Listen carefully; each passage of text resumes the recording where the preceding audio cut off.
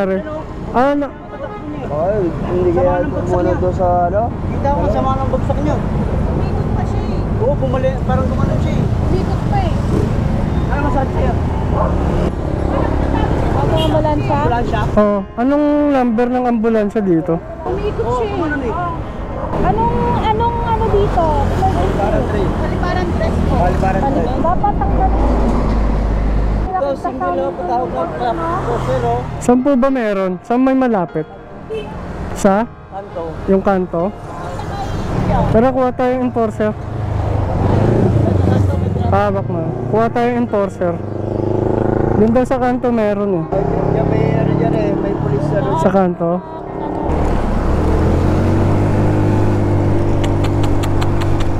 Siguro umiwas siya sa lubak tapos tumama siya sa bato.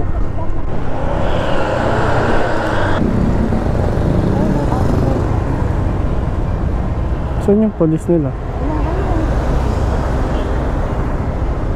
Ngek, outpost lang.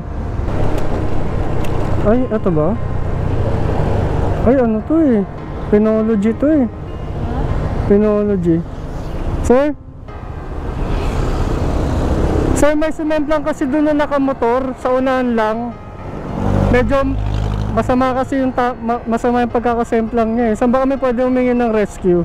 Hindi kami taga rito eh. Ah, okay. Hanapin niyo yung ano. Sige po.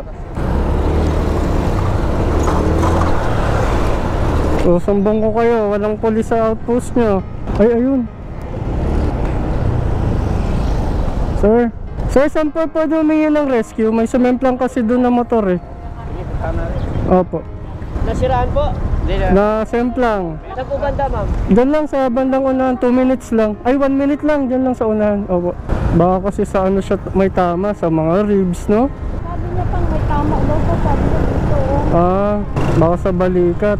Kaso ano, tricycle lang to ng ano? Paano siya makakahiga ng maayos? Dapat rescue talaga eh.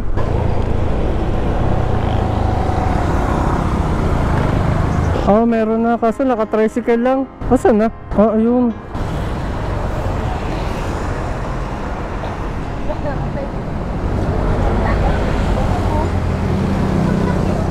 Medyo masama yung bagsak niya sir, padapa yung bagsak. Dito daw siya na ano, dyan sa lubak na yan. Tapos may bato yung hanina eh. So siguro pag angat niya, tapos pag brake niya, bumaliko na yung manibela niya sa air, kumbaga napaliko na. Tapos nagulungan niya pa bato. Dito siya banda na itong bagay eh. So ayun, skid niya.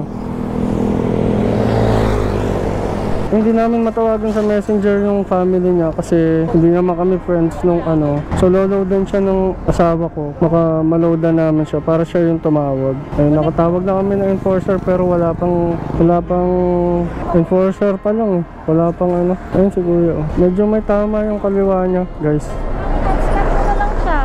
Para siya na mismo tumawag. Walang nasagot sa mga ano niya eh. Kunin mo yung phone niya.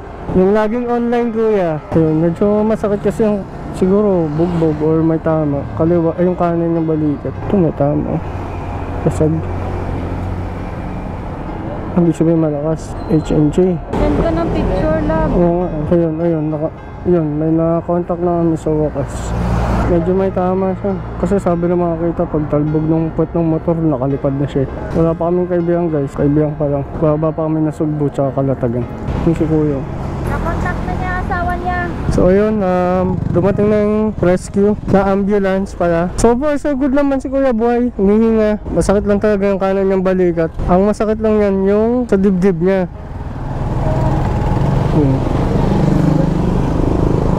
Sana wala siyang tama sa dibdib, no? Mga simple reminder sa atin ni God na tayo ay magdahan-dahan.